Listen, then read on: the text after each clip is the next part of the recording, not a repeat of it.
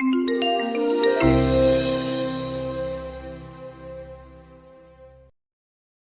am really, really excited to bring on stage Rochelle Briscoe, who is an HR People partner here at YouTube. We've got Taraji coming on stage, who I don't think needs an introduction. We've got Robin Bissell, who was the writer and director of this very amazing movie, The Best of Enemies. And then we've also got Dominique Telson coming on, who produced this movie. Please welcome them.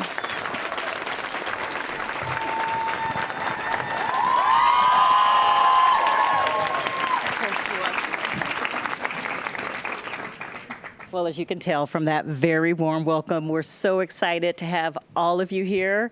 Everyone has just seen an amazing clip from The Best of Enemies. And this was 4 years ago when we first heard that you signed on, Taraji, to be part of the film. Can you tell us a little bit about the process? You know, when you saw this, what made you decide that this was right for you? Well, Danny Strong, co-creator, one of the co-creators and producers of Empire, gave me this script when we filmed the pilot for Empire. And then the show became a big success, and it was hard for me to, schedule my schedule. I had so many scheduling conflicts. And then it was after the 2016 election, I noticed that the racial climate changed drastically. So I called Danny and I was like, we have to make this movie and we got to make it now. And at the time I was already slated to do Proud Mary on my hiatus. Oh, that was and so he was like, you already have a movie. And I was like, I don't care, make it happen, make the dates work, and I'll give up my entire hiatus. And that's what I did. That's fantastic. And Robin, you'd produced some amazing blockbusters, Seabiscuit, The Hunger Games, Pleasantville, but this is your directorial debut. Yeah. Like, for you, what made this your first? How'd you choose? Well, it was a story I'd first heard about in 2005, and so I had been really anxious to do something with it. At the time, as a producer, you have to find a writer and a director and do all that to have something come to fruition. But after The Hunger Games, I had been thinking about wanting to, because I started out as a singer-songwriter way back in the 90s. And so, I fancied myself a creative. So after The Hunger Games, that was my time, I thought, about directing. And this is the one thing I'd just been wanting to do, just tell the story regardless of how I was involved. Yeah. And so I sat down and I called my friend Danny Strong and said, I'm going to start writing this. And I did. Yeah. Great. Yeah.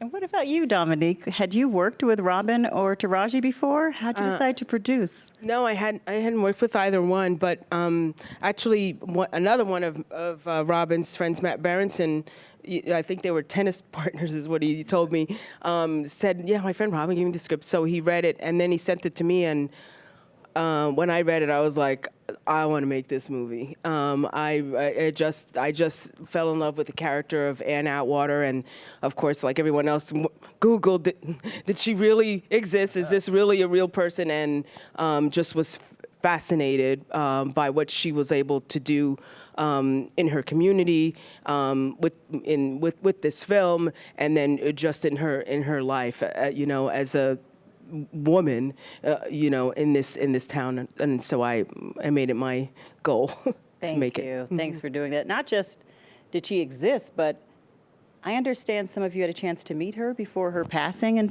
2016. Yeah. So when I'm sorry, did I interrupt you? Did No. you have another second half of the question? So right after I re-optioned the book, because I had let the option lapse in 2009, I re-optioned the book in 2013, and I beelined it for Durham. And I called Ann, and she was very open, and she was in the hospital at the time because she hurt her knee.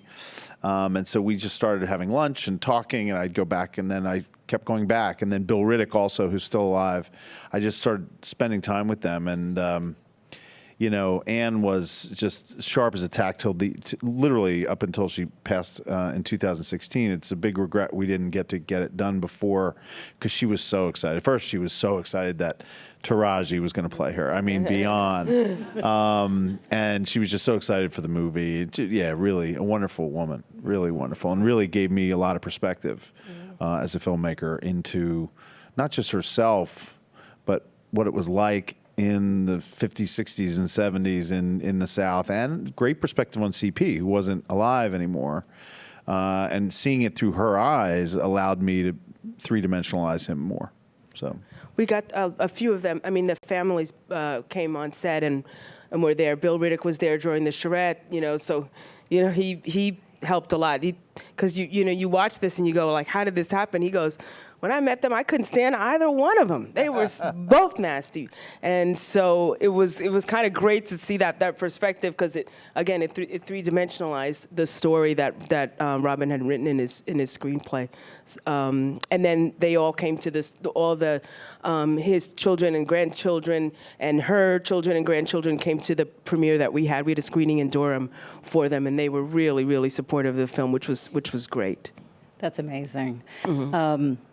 Yeah, it definitely comes alive. It's three-dimensional. You feel every bit of it. And one of the areas that really struck me was just how extreme there are some of the scenes.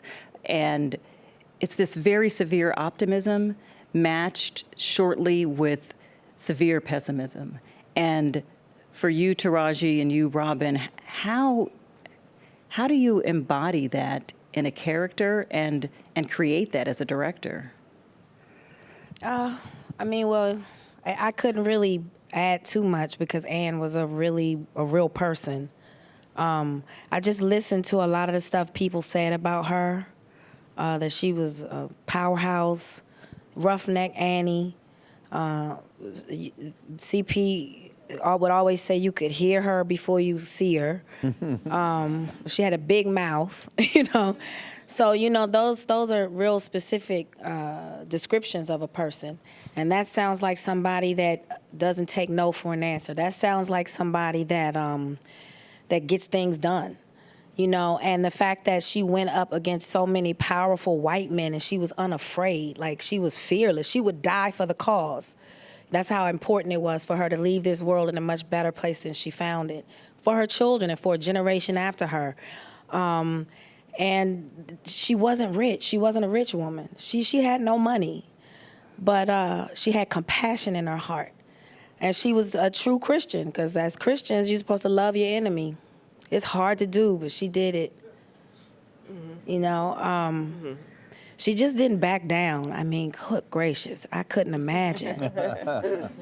Just when I had to get her, when I had to physicalize her, I just imagined her when she moved with a purpose. This is a woman who, whenever she's moving with a purpose, and I just imagine a locomotive.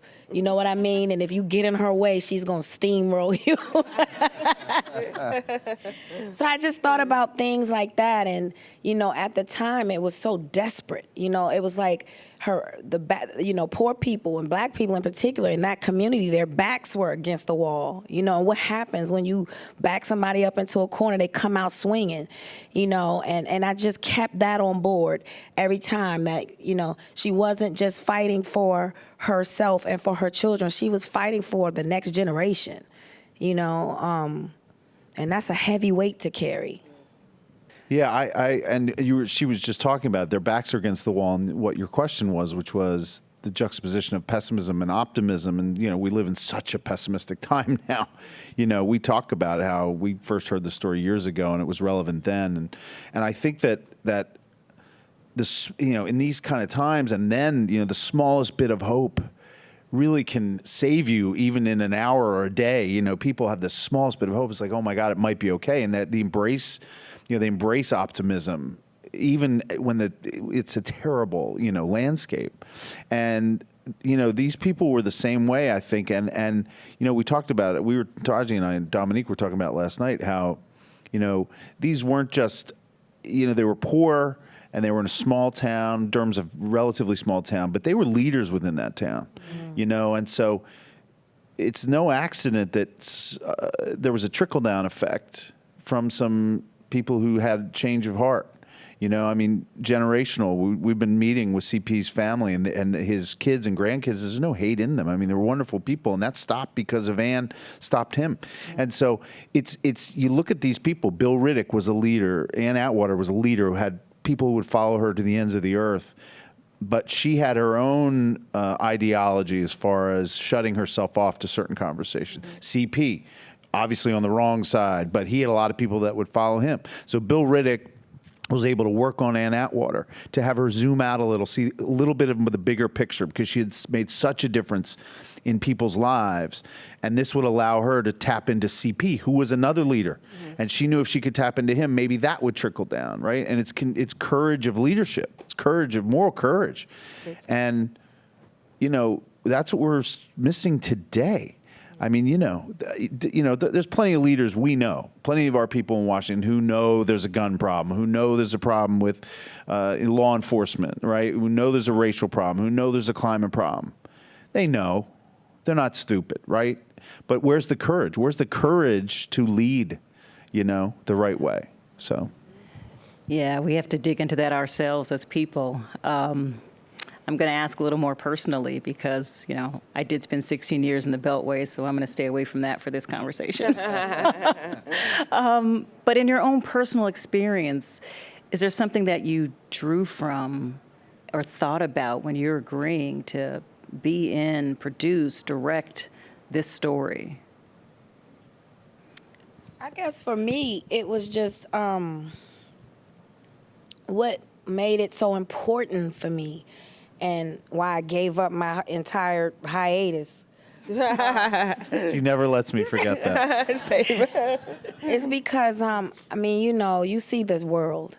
And as an artist, I feel like it is our duty to reflect the times. That's what we're supposed to do as artists. And I take that responsibility very seriously. Art has changed my life. I've looked at a visual painting and it has touched me to the core or shifted my perspective or something. Art is that powerful.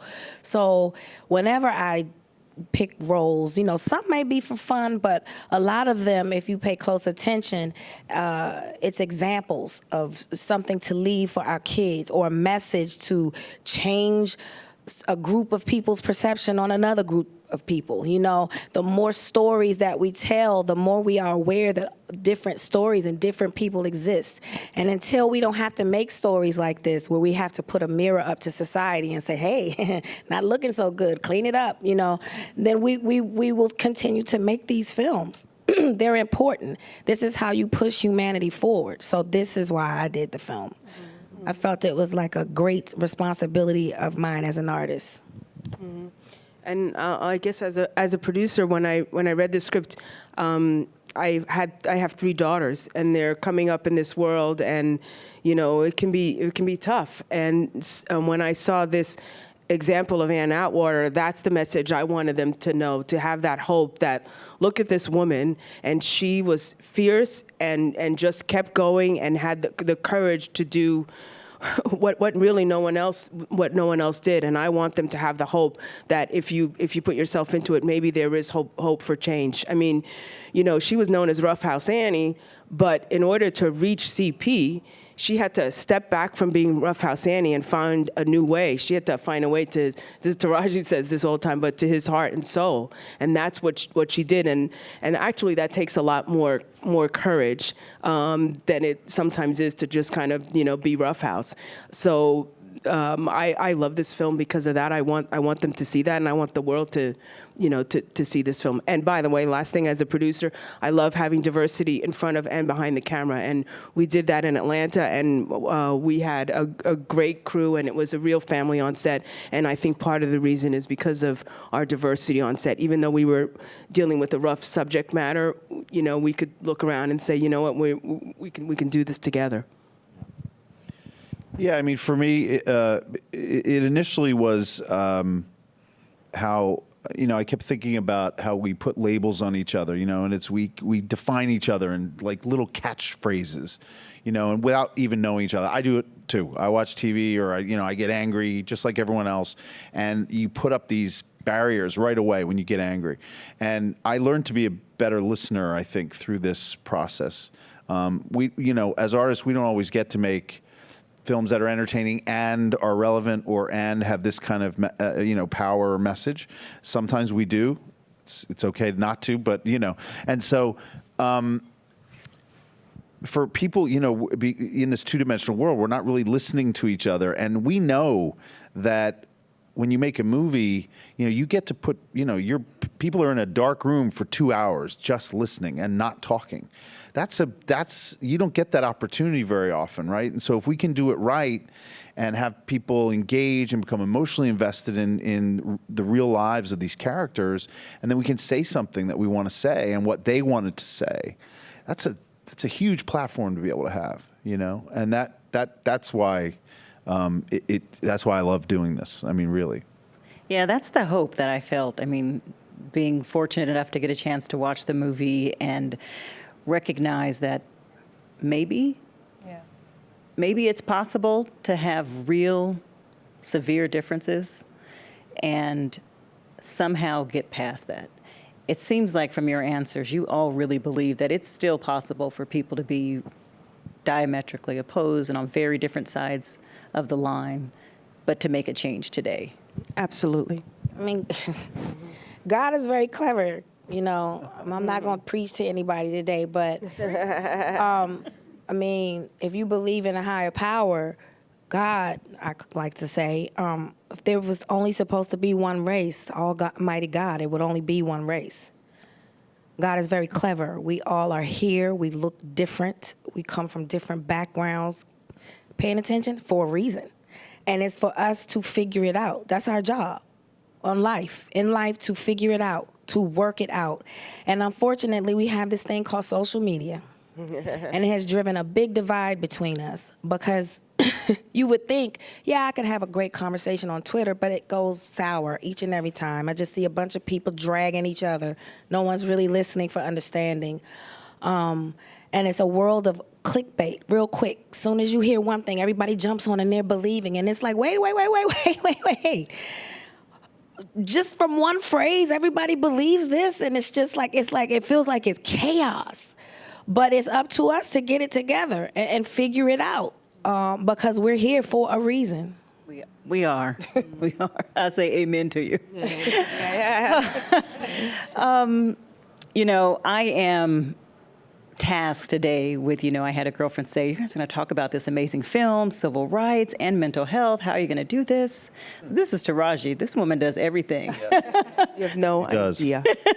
We're going to make this work. And, I recognize this period for you. You've done things in this space, our civil rights era for African Americans with Hidden Figures, and now with The Best of Enemies. And your father grew up in the civil rights time. Did he share his background stories with you? I mean, it was rough. I mean, one time my dad, I wish he was alive to tell his story. But, Vietnam vet, coming back with mental issues. So he had a couple run-ins with the law that landed him in jail, in and out of the mental institution. Anytime you go to war, you never come back the same. But my father was an open book. He didn't hide anything from me. And he was very open and honest about his mental state, He was able to really work through it and overcome it all. But, it was a huge adjustment after coming back from Vietnam. It took a while, But, again, I mean, you can't grow if you sweep everything under the carpet. And that's my pain for the African-American community. We have generational trauma that we don't deal with. And we're walking around as if everything is okay, and it's not. We're walking around of generations of issues and trauma swept under the carpet, and we're standing on top of it as if everything's fine. Yeah, you're right. And it's generational. It's impacted. Some things we don't even know are affecting us because it's so embedded in us. We don't even know. Yeah, and outside of your artist career, last year you opened up a foundation. Yeah. In your father's name. Mm-hmm. Can you tell us about its mission? The mission is to work with the recidivism in prison systems, because the prison system is not really a place for reform or to get your life together and be implemented back out into society. A changed person is really nice to keep you there. And it's unfortunate because a lot of people there have mental issues and they shouldn't even be in cages. And then, we have to, I was a substitute teacher before I booked Baby Boy and became an actress. You know, that was my gig and before I made it, you know. But I took it very seriously, and I chose to work with special education children.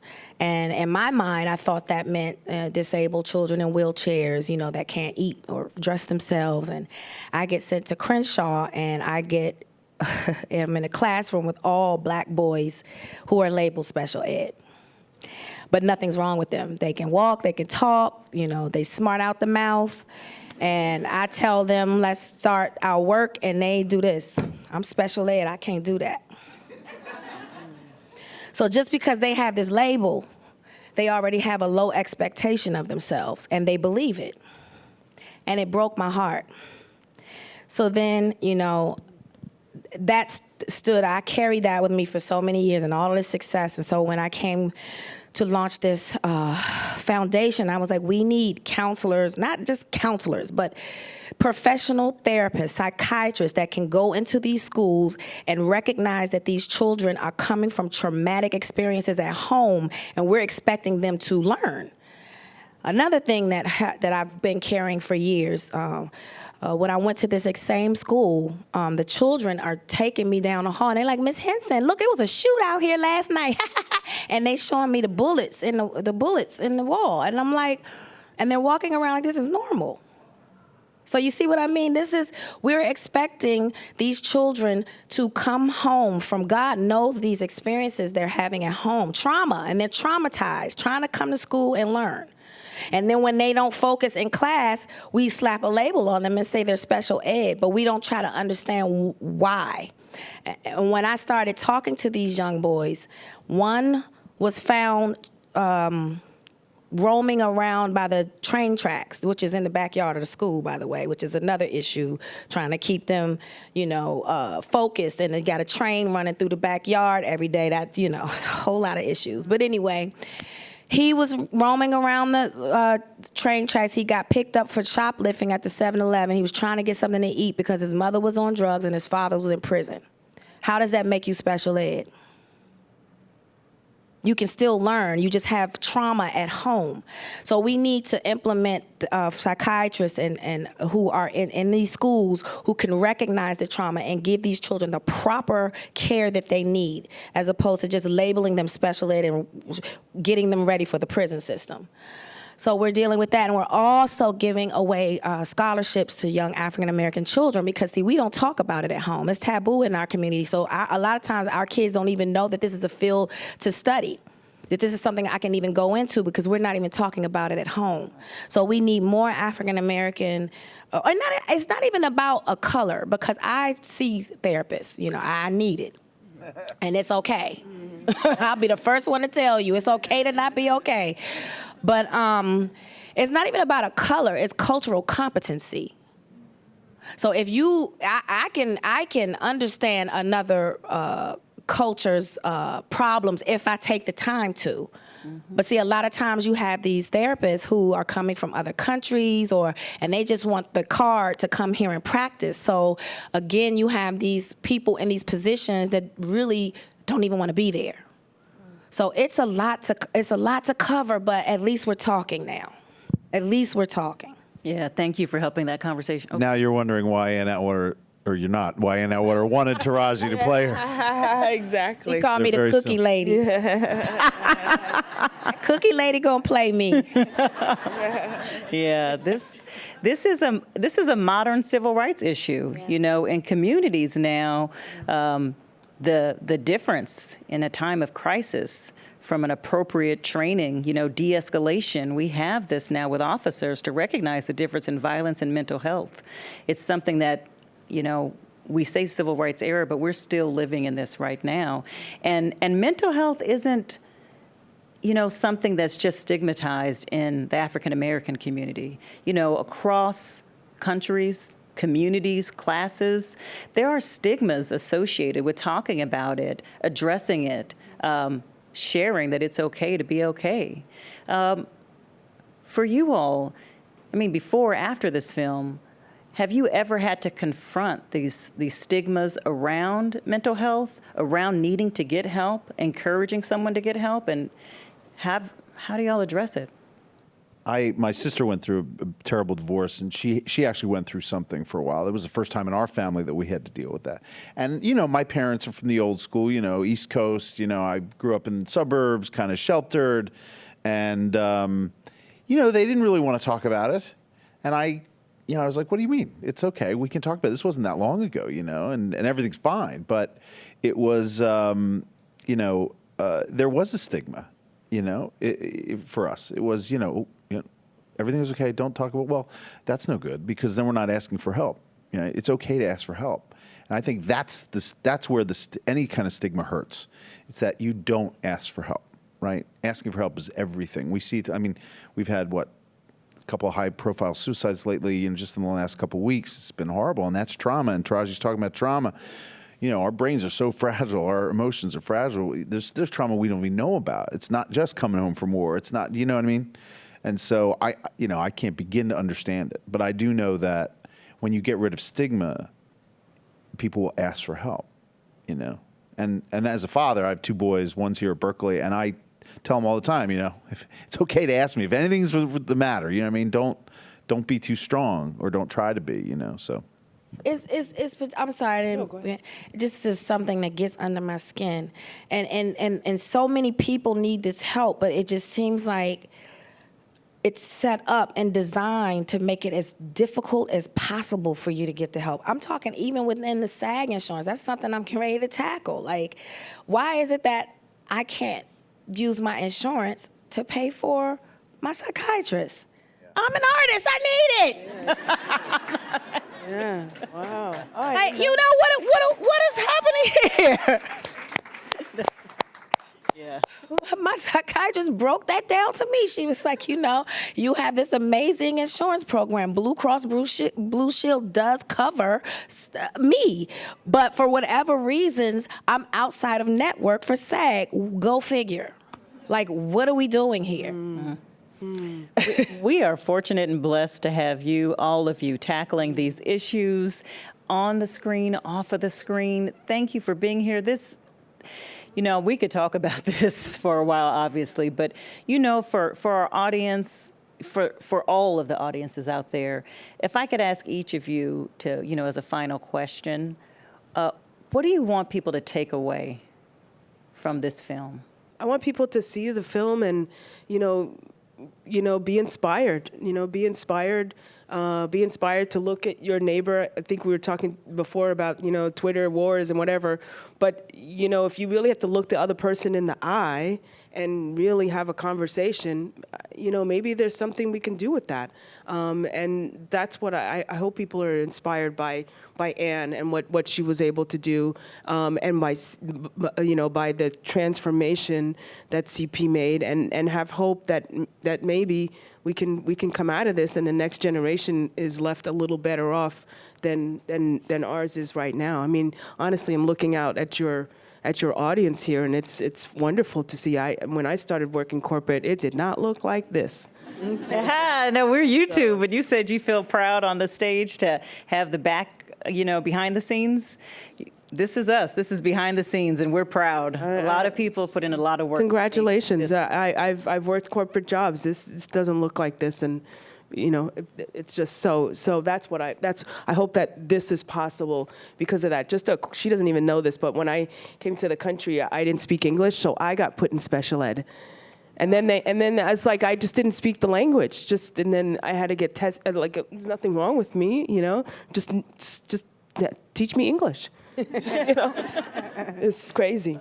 Mm-hmm. They were getting you ready for the prison system. Exactly. Instead, she's in the movie business. I don't know. For me, it's the same thing. Like, there's so many things to talk about this story, right? We can talk about it all day, like you said. But really what worked here was a charrette, right? And And so what Dominique was saying, when you sit in front of someone, even if you start arguing, you're not going to argue forever. You really let down your defenses when you're not as aggressive when you see people in road rage videos, which I've watched a lot on YouTube because it's really fun.